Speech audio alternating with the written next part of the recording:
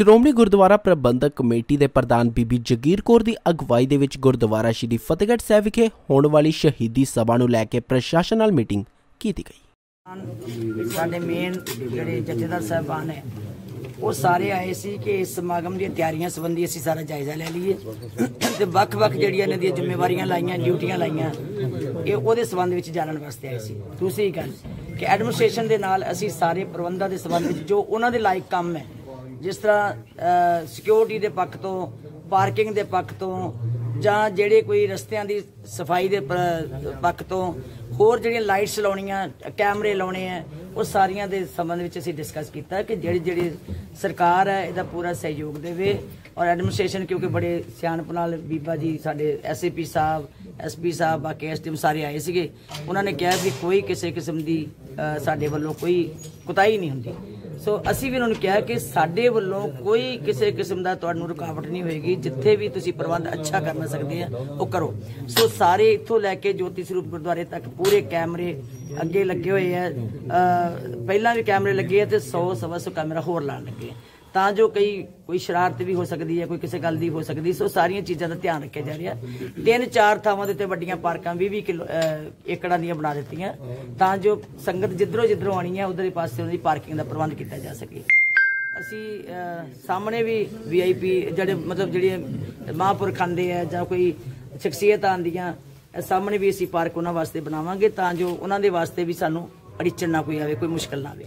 ਸੋ ਸਾਰੇ ਪ੍ਰਬੰਧ ਤਕਰੀਬਨ ਮੁਕੰਮਲ ਹੈ। ਮੈਨੇਜਰ ਸਾਹਿਬ ਨੇ ਸਭ ਦੱਸ ਦਿੱਤਾ ਕਿ 350 ਦੇ ਕਰੀਬ ਲੰਗਰਾਂ ਦੇ ਪ੍ਰਬੰਧ ਕੀਤੇ ਗਏ ਤੇ ਵੈਸੇ ਤੇ ਸੰਗਤਾਂ ਸ਼ਰਧਾ ਨਾਲ ਹਮੇਸ਼ਾ ਹੀ ਬਹੁਤ ਸਾਰੇ ਲੰਗਰ ਲਾਉਂਦੀਆਂ।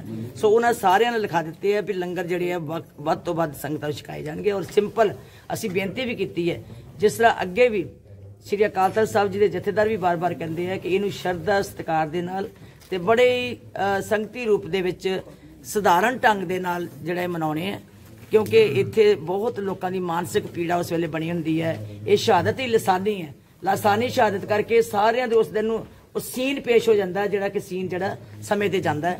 ਉਹ ਸਾਰਾ ਜਿਹੜਾ ਸ਼ਹਾਦਤ ਦੇ ਸਮੇਂ ਹੈ ਉਹ ਸਾਡੀਆਂ ਅੱਖਾਂ ਸਾਹਮਣੇ ਜੋ ਨਿਕਲਦੇ ਹੈ ਤੇ ਹਰ ਇੱਕ ਦੇ ਮਨ 'ਚ ਬਹੁਤ ਵੱਡਾ ਦਰਦ ਪੈਦਾ ਹੁੰਦਾ। ਭਾਵੇਂ ਉਹ ਤੋਂ ਅਸੀਂ ਸ਼ਕਤੀ ਲੈਣ ਆਉਂਦੇ ਹਾਂ, ਸਭ ਕੁਝ ਹੁੰਦਾ ਕਿ ਸਾਡੀਆਂ ਨੀਹਾਂ ਵਿੱਚ ਸਾਡੇ ਛੋਟੇ ਸਾਹਿਬਜ਼ਾਦਿਆਂ ਦੇ ਮਾਤਾ ਜੀ ਦਾ ਜੋ ਜਿੱਥੇ ਖੂਨ ਨਾਲ ਸਿੰਜਿਆ ਉੱਥੇ ਉਹਨਾਂ ਦੀ ਮਿੱਝ ਦੇ ਨਾਲ ਸਾਨੂੰ ਖੁਰਾਕ ਮਿਲੀ ਹੈ। ਸੋ ਇਹ ਸਾਰੀਆਂ ਚੀਜ਼ਾਂ ਦਾ ਜਿਹੜਾ ਲੋਕਾਂ ਦੇ ਮਨਾਂ ਵਿੱਚ ਇੱਕ ਬਹੁਤ ਵੱਡੀ ਸ਼ਰਧਾ ਹੁੰਦੀ ਹੈ।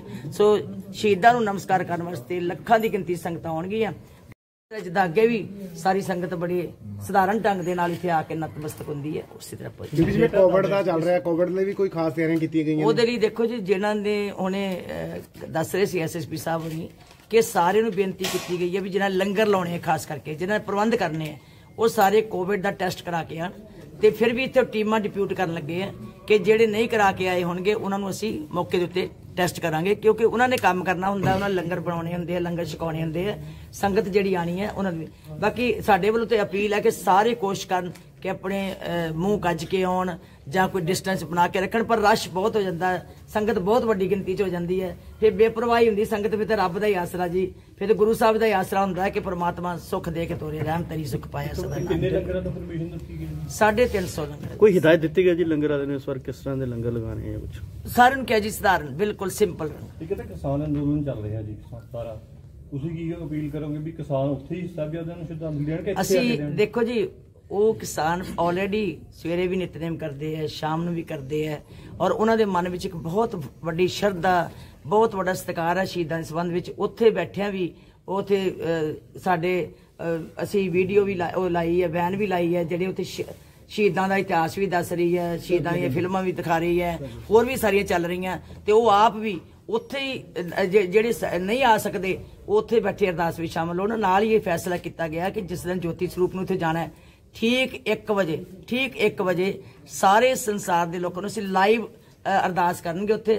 ਸਾਰੀ ਸੰਗਤ ਨੂੰ ਅਪੀਲ ਕਰਦੇ ਹਾਂ ਕਿ ਉਸ ਅਰਦਾਸ ਦੇ ਵਿੱਚ ਸ਼ਾਮਲ ਹੋਣ ਤੇ ਆਪਣੇ ਆਪਣੇ ਘਰ, ਜਿੱਥੇ ਵੀ ਦੇਸ਼ਾਂ ਵਿਦੇਸ਼ਾਂ 'ਚ ਬੈਠੇ ਹੈ, ਆਪਣੇ ਆਪਣੇ ਘਰਾਂ ਵਿੱਚ ਹੀ ਉਹ ਸ਼ਹੀਦਾਂ ਨੂੰ ਸ਼ਰਧਾ ਦੇ ਫੁੱਲ ਭੇਂਟ ਕਰਨ। ਜਿਹੜੇ ਇਹ ਧਰਨੇ ਵਿੱਚ ਕਿਸਾਨ ਮਾਰੇ ਗਏ ਨੇ ਜੀ, ਸ਼ਹੀਦੀ ਜੋੜ ਮੇਲੇ ਦੀ ਡੇਟ ਕਲੀਅਰ ਕਰ ਦਿਓ, ਕਿਹੜੀ ਹੈ?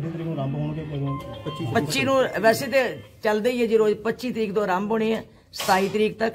26 ਤਰੀਕ ਨੂੰ ਵਿੱਚ ਅਸੀਂ ਮਾਤਾ ਗੁਜਰੀ ਜੀ ਨੂੰ ਸਮਰਪਿਤ ਬੀਬੀਆਂ ਦਾ ਸਮਾਗਮ ਰੱਖਿਆ ਕਿ ਗੁਰਮਤਿ ਸਵੇਲਨ, ਉਹਦੇ ਵਿੱਚ ਕੀਰਤਨ ਬੀਬੀਆਂ ਕਰਨਗੀਆਂ, कथा बीबियां करनगियां, ढाडी भी बीबियां होणगियां ते प्रचार भी जिहड़ा कोई गुरमत दे इतिहास दा ਉਹ ਵੀ ਬੀਬੀਆਂ ਕਰਨਗੇ। ਪਤਾ ਨਹੀਂ ਜਿਹੜੇ ਉੱਥੇ ਕਿਸਾਨ ਧਰਨੇ 'ਚ ਜਿਹੜੇ ਕਿਸਾਨ ਮਾਰੇ ਗਏ ਉਹਨਾਂ ਦੀ ਮਦਦ ਲਈ ਪ੍ਰਾਈਵੇਟ ਸੰਸਥਾਨ ਤਾਂ ਮਦਦ ਕਰ ਰਹੇ ਨੇ ਔਰ ਐਸਪੀ ਉਪਰਾਏ ਨੇ ਉਹਨਾਂ ਨੇ ਪੈਨਸ਼ਨ ਦੇਣ ਦੀ ਗੱਲ ਕੀਤੀ ਹੈ। ਐਸਜੀਪੀਸੀ ਵੱਲੋਂ ਵੀ ਇਸ ਤਰ੍ਹਾਂ ਉਪਰਾਲਾ ਕੀਤਾ। ਦੇਖੋ ਐਸਜੀਪੀਸੀ ਦੇ ਪਹਿਲੇ ਦਿਨ ਤੋਂ ਹੀ 25 ਤਰੀਕ ਤੋਂ ਲੈ ਕੇ ਲਗਾਤਾਰ ਪਹਿਲਾਂ ਵੀ ਜੋ ਧਰਨੇ ਹੁੰਦੇ ਸੀ ਉਦੋਂ ਵੀ ਸੇਵਾ ਕਰਦੀ ਸੀ, ਕਿਉਂਕਿ ਐਸਜੀਪੀਸੀ ਦਾ ਮਨੋਰਥ ਹੀ ਹੈ ਕਿ ਮਨੁੱਖਤਾ ਨੂੰ, ਇਨਸਾਨੀਅਤ ਨੂੰ ਜਿੱਥੇ ਲੋੜ ਪਵੇ ਤੇ ਉਹ ਉਹਦੇ ਵਿੱਚ ਸ਼ਾਮਲ ਹੁੰਦੀ ਹੈ। ਭਾਵੇਂ ਦੇਸ਼ 'ਚ ਕਿਸੇ ਕੋਨੇ 'ਚ, ਭਾਵੇਂ ਕਿਸੇ ਸਟੇਟ ਵਿੱਚ, ਇਵੇਂ ਵਰਲਡ ਲੈਵਲ ਤੇ ਵੀ ਕਿਤੇ ਕੋਈ ਗੱਲ ਹੁੰਦੀ ਹੈ ਤੇ ਐਸਜੀਪੀਸੀ ਉੱਥੇ ਹਾਜ਼ਰ ਹੁੰਦੀ ਹੈ। ਇਹ ਸਾਡਾ ਆਪਣਾ ਘਰ ਹੈ, ਇਹ ਸਾਡਾ ਸਾਰੀ ਸੇਵਾ ਦੇ ਵਿੱਚ ਅਸੀਂ ਜੁਟੇ ਹੋਏ ਹਾਂ। 25 ਤਰੀਕ ਤੋਂ ਲੈ ਕੇ ਸ਼੍ਰੋਮਣੀ ਗੁਰਦੁਆਰਾ ਪ੍ਰਬੰਧਕ ਕਮੇਟੀ ਨੇ ਹਰ ਥਾਂ ਦੇ ਉੱਤੇ, ਜਿੱਥੇ ਪਹਿਲਾਂ ਇੱਥੇ ਹਰਿਆਣੇ ਦੇ ਕੋਲ ਵੀ ਜਦੋਂ ਗਏ ਉੱਥੇ ਵੀ ਲੰਗਰਾਂ ਦਾ ਪ੍ਰਬੰਧ ਕੀਤੇ, ਹੁਣ ਵੀ ਉੱਥੇ 3 ਥਾਂ ਦੇ ਉੱਤੇ ਵੱਡੇ ਲੰਗਰ ਸਾਡੇ ਲੱਗੇ ਹੋਏ ਆ। ਈਵਨ ਵਾਟਰਪ੍ਰੂਫ ਅਸੀਂ ਟੈਂਟ ਲਾਤੇ ਆ, ਉਹਨਾਂ ਦੇ ਵਿੱਚ ਬਿਸਤਰੇ ਲਾਏ ਹੋਏ ਆ, ਮੱਛਰਦਾਨੀਆਂ ਲਾਈਆਂ ਹੋਈਆਂ। 3 ਵੈਨਾਂ ਸਾਡੀਆਂ ਉੱਥੇ ਐਂਬੂਲੈਂਸ ਵੈਨਾਂ ਖੜੀਆਂ ਹੋਈਆਂ ਜਿਹੜੀਆਂ ਕਿ ਡਾਕਟਰਸ ਉੱਥੇ ਬੈਠੇ ਆ, ਦਵਾਈਆਂ ਦੇ ਰਹੇ ਆ ਔਰ ਸੰਗਤਾਂ ਦੀ ਸੇਵਾ ਵਿੱਚ ਜੁਟੇ ਹੋਏ ਆ। ਇੱਕ ਗੱਡੀ ਰੋਜ਼ ਦਵਾਈਆਂ ਦੀ ਲੈ ਕੇ ਜਾਂਦੀ ਹੈ ਤਾਂ ਜੋ ਉੱਥੇ ਦਵਾਈਆਂ ਖਤਮ ਨਾ ਹੋ ਜਾਣ, ਜਿਹੜੀ ਲੋੜ ਪੈਂਦੀ ਹੈ ਨਾਲ ਅਸੀਂ ਸਪਲਾਈ ਕਰਦੇ ਹਾਂ। ਟਾਇਲਟਸ ਜਿਹੜੀਆਂ ਸੀ, ਕਿਉਂਕਿ ਪਹਿਲਾਂ ਮਹਿਸੂਸ ਕੀਤਾ ਸੀ, ਹੁਣ ਤੇ ਚਲੋ ਬਹੁਤ ਸਾਰੇ ਆਏ ਵੀ ਜਾਂਦੇ ਆ, ਸੰਗਤ ਸਾਰੀ ਕਰ ਰਹੀ ਹੈ। ਇਹ ਨਹੀਂ ਕਿ ਇਕੱਲੀ ਸ਼੍ਰੋਮਣੀ ਕਮੇਟੀ ਕਰ ਰਹੀ ਹੈ, ਸਾਰੀਆਂ ਸੰਗਤਾਂ, ਦਿੱਲੀ ਸਿੱਖ ਗੁਰਦੁਆਰਾ ਪ੍ਰਬੰਧਕ ਕਮੇਟੀ, ਸਮਾਜ ਸੇਵੀ ਸੰਸਥਾਵਾਂ, ਲੋਕ ਆਪ ਮੁਹਾਰੇ ਹੀ ਆਪਣੀਆਂ ਗੱਡੀਆਂ ਭਰ ਕੇ ਉੱਥੇ ਲੈ ਕੇ ਜਾ ਰਹੇ ਆ, ਲੰਗਰ ਲਾ ਰਹੇ ਆ, ਤੰਬੂ ਲਾ ਰਹੇ ਆ। ਸਾਰੀਆਂ ਸੇਵਾਵਾਂ ਜਿੰਨੀਆਂ ਕੋਈ ਕਰ ਸਕਦਾ ਉੱਥੇ ਵੱਧ ਤੋਂ ਵੱਧ ਕਰਨ, ਕਿਉਂਕਿ ਉੱਥੇ ਠੰਡ ਦੇ ਮੌਕੇ ਦੇ ਉੱਤੇ ਜਿਹੜੀ ਸੰਗਤ ਬੈਠੀ ਹੋਈ ਹੈ ਜਾਂ ਜਿਹੜੀ ਜਾਂਦੀ ਹੈ ਫਿਰ 2-4 ਦਿਨ ਬੈਠ ਕੇ ਆ ਜਾਂਦੀ ਹੈ, ਹਰ ਇੱਕ ਦੀ ਲੋੜ ਹੈ ਉੱਥੇ। ਬਿਸਤਰੇ ਦੀ ਲੋੜ ਹੈ ਉੱਥੇ, ਸਾਬਣ ਦੀ ਲੋੜ ਹੈ ਉੱਥੇ, ਪਾਣੀ ਦੀ ਲੋੜ ਹੈ, ਗੀਜ਼ਰਾਂ ਦੀ ਵੀ ਲੋੜ ਹੈ ਉੱਥੇ, ਵੱਖ-ਵੱਖ ਤਰ੍ਹਾਂ ਨਾਲ ਸੇਵਾ ਕਰ ਰਹੇ ਆ। ਸੋ ਅਸੀਂ ਉੱਥੇ ਜਿੱਥੇ ਵਾਟਰਪ੍ਰੂਫ ਟੈਂਟ ਲਾਤੇ ਆ, ਜਿੱਥੇ ਸਾਡਾ ਲੰਗਰ ਚੱਲ ਰਿਹਾ, ਜਿੱਥੇ ਸਾਡੀ ਡਿਸਪੈਂਸਰੀਆਂ ਕੰਮ ਕਰ ਰਹੀਆਂ, ਐਂਬੂਲੈਂਸਾਂ, ਉੱਥੇ ਨਾਲ ਅਸੀਂ ਟਾਇਲਟਸ ਦੇ ਪ੍ਰਬੰਧ ਕੀਤੇ ਆ ਕਿ ਬੀਬੀਆਂ ਨੂੰ ਜਾਣਾ ਬੜਾ ਔਖਾ ਹੋ ਗਿਆ ਸੀ ਔਰ ਕਹਿੰਦੇ ਸੀ ਬਹੁਤ ਪਰੇਸ਼ਾਨ ਹੋ ਰਹੀਆਂ। ਉੱਥੇ ਵਾਸ਼ਰੂਮ ਵੀ ਵਿੱਚ ਬਣਾਏ ਆ ਤੇ ਨਾਲ ਟਾਇਲਟਸ ਵੀ ਰੱਖੀਆਂ। ਤੇ ਹੋਰ ਵੀ ਕੱਲ ਮੈਨੂੰ ਮੰਗ ਆਈ ਸੀ, ਉੱਥੋਂ ਉਹਨਾਂ ਨੇ ਫੋਨ ਕੀਤਾ ਸੀ ਕਿ ਹੋਰ ਵੀ ਇੱਕ ਪਾਸੇ ਦੇ ਉੱਤੇ ਟਾਇਲਟਸ ਲਵਾਓ। ਮੈਂ ਦਿੱਲੀ ਦੀ ਸਾਡੀ ਪ੍ਰਧਾਨ ਹੈ ਬੀਬੀ ਰਣਜੀਤ ਕੌਰ ਜੀ ਤੇ ਸਾਡੇ ਮਸਾਣਾ ਸਾਹਿਬ ਮੈਂਬਰ ਨੇ ਐਗਜ਼ੈਕਟਿਵ ਦੇ, ਉਹਨਾਂ ਦੀ ਡਿਊਟੀ ਲਾਤੀ, ਅੱਜ ਉਹ ਵੀ ਲੱਗ ਜਾਣ। ਬੀਬੀ ਜੀ, ਜਿਹੜੇ ਕਿਸਾਨ ਦੀ ਡੈਥ ਹੋ ਚੁੱਕੀ ਹੈ ਜੀ, ਤੁਸੀਂ ਕੀ ਕਰ ਰਹੇ ਹੋ? ਜਾਨ ਗਵਾ ਜਾਂਦਾ ਹੈ, ਜਦੋਂ ਆਪਣੀ ਜਾਨ ਵਾਰ ਜਾਂਦਾ ਹੈ, ਇਸ ਸੰਘਰਸ਼ ਦੇ ਵਿੱਚ ਬਹੁਤ ਵੱਡੀ ਤਕਲੀਫ ਹੁੰਦੀ ਹੈ, ਘਰ ਦੇ ਵਿੱਚ ਬਹੁਤ ਵੱਡੀ ਪਰੇਸ਼ਾਨੀ ਹੁੰਦੀ ਹੈ। ਫਿਰ ਖਾਸ ਕਰਕੇ ਜਿਹੜਾ ਕਿਸਾਨ, ਜਿਹੜਾ ਕਿਰਤੀ ਹੈ, ਉਹਦੀ ਜ਼ਿੰਦਗੀ ਜਿਹੜੀ ਹੈ ਬਹੁਤ ਵੱਡੀ ਸਟਰਗਲ ਵਿੱਚੋਂ ਨਿਕਲਦੀ ਹੈ। ਸੋ ਉਹਦੇ ਵਾਸਤੇ ਅਸੀਂ ਦੇਖੋ, ਅਸੀਂ ਕੁਝ ਕਰ ਨਹੀਂ ਸਕਦੇ ਉਹਨਾਂ ਵਾਸਤੇ, ਨਾ ਉਹਨੂੰ ਵਾਪਸ ਲਿਆ ਸਕਦੇ ਹਾਂ, ਪਰ ਅਸੀਂ ਕੋਸ਼ਿਸ਼ ਕਰ ਰਹੇ ਹਾਂ ਕਿ ਥੋੜਾ ਬਹੁਤਾ ਉਸ ਪਰਿਵਾਰ ਦਾ ਜਿਹੜੀ ਉਹਨੂੰ ਹੌਸਲਾ ਦੇਣ ਵਾਸਤੇ, ਉਹਨੂੰ ਤਕੜਾ ਬਣਾਈ ਰੱਖਣ ਵਾਸਤੇ ਅਸੀਂ 1 ਲੱਖ ਰੁਪਇਆ ਜਿਹੜਾ ਜਾਨ ਗਵਾ ਜਾਂਦਾ ਉੱਥੇ ਜਾਨ ਵਾਰ ਜਾਂਦਾ ਹੈ, ਉਹਦੇ ਵਾਸਤੇ 1 ਲੱਖ ਰੁਪਇਆ ਦੇ ਰਹੇ ਹਾਂ। ਔਰ ਜਿਹਨਾਂ ਦੀ ਸੱਟਾਂ ਵੀ ਲੱਗਦੀਆਂ ਉਹਨਾਂ ਵਾਸਤੇ ਅਸੀਂ ਇਲਾਜ ਵੀ ਕਰਾ ਰਹੇ ਹਾਂ, ਜਿੱਥੇ ਕੋਈ ਲੋੜ ਮਹਿਸੂਸ ਕਰਦਾ। ਇੱਕ ਵੀ ਬੇਅਦਬੀਆਂ ਦਾ ਬੜਾ ਚੱਲ ਰਿਹਾ ਜੀ, ਇਹਦੇ ਲਈ ਐਸਜੀਪੀਸੀ ਕੀ ਕਰੇ? ਦੇਖੋ, ਸਾਰੇ ਸਿੱਖਾਂ ਦਾ ਫਰਜ਼ ਬਣਦਾ ਹੈ ਕਿ ਆਪਣੇ ਗੁਰੂ ਗ੍ਰੰਥ ਸਾਹਿਬ ਜੀ ਦੀ ਸੇਵਾ ਸੰਭਾਲ ਵਾਸਤੇ ਪੂਰੀ ਪੈਰਵਾਈ ਦੇ ਨਾਲ ਉੱਥੇ ਕੰਮ ਕਰਨ ਔਰ ਪੂਰੀ ਪਹਿਰੇਦਾਰੀ ਕਰਨ। ਜੇ ਕਿਤੇ ਕੋਈ ਇਹੋ ਜਿਹੀ ਘਟਨਾ ਵਾਪਰਦੀ ਹੈ, ਉਹ ਮੈਂ ਸਮਝਦੀ ਹੈ ਕਿ ਗੁਰੂ ਘਰ ਦੀਆਂ ਕਮੇਟੀਆਂ ਤੇ ਉੱਥੋਂ ਦੀ ਮੈਨੇਜਮੈਂਟ ਦੀ ਲਾਪਰਵਾਹੀ ਕਰਕੇ ਵਾਪਰਦੀ ਹੈ।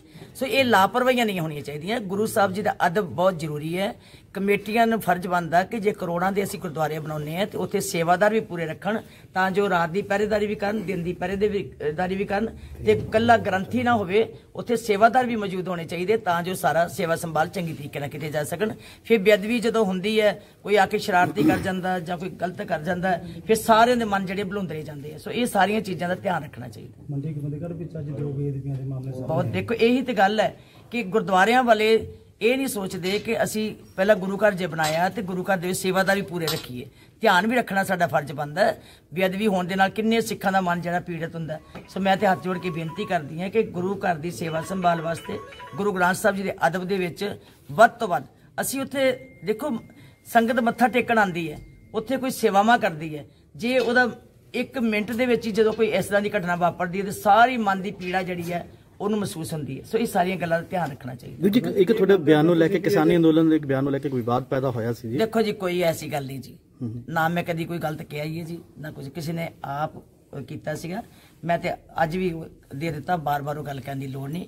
ਕਿਸਾਨ ਸਾਰੇ ਦੇਸ਼ ਦਾ ਇਸ ਵੇਲੇ ਸੰਘਰਸ਼ ਹੈ, ਸਾਰੇ ਇਕੱਲੇ ਪੰਜਾਬ ਦਾ ਨਹੀਂ, ਸਾਰੇ ਦੇਸ਼ ਦੇ ਕਿਸਾਨ ਜਿਹੜੇ ਆ ਉੱਥੇ ਸੰਘਰਸ਼ ਲੜ ਰਹੇ ਆ। ਹਰ ਵਿਅਕਤੀ, ਖਾਸ ਕਰਕੇ ਪੰਜਾਬ ਦਾ ਤੇ ਬੱਚਾ ਕਿਸਾਨੀ ਨਾਲ ਸੰਬੰਧਿਤ ਹੈ। ਇਹਦੇ ਵਿੱਚ ਸਾਰੇ ਲੋਕ ਜਿਹੜੇ ਹੈ ਉਹ ਵਹੀਰਾਂ ਕੱਤ ਕੇ ਉੱਥੇ ਸ਼ਾਮਲ ਹੋ ਰਹੇ ਹੈ। मैं तो सिर्फ ये गल कहनी हुंदी है कि असी सारे उस संघर्ष नूं अपना संघर्ष समझ रहे हैं। हुण अपना संघर्ष कहना तो कोई जुल्म नहीं, सारे देश का संघर्ष कहना कोई जुल्म नहीं, सारे पंजाब का संघर्ष कहना कोई, हर कोई ये समझदा साडा संघर्ष है, साडा संघर्ष है, क्योंकि साडे नाल जुड़िया होया है, असीं उहदे नाल जुड़े हुए हैं। सो इस करके इहनूं बार-बार उस गल नूं करना मेरा ख्याल है मेरे लिए शोभा नहीं दिंदा। ठीक है प्रधान जी।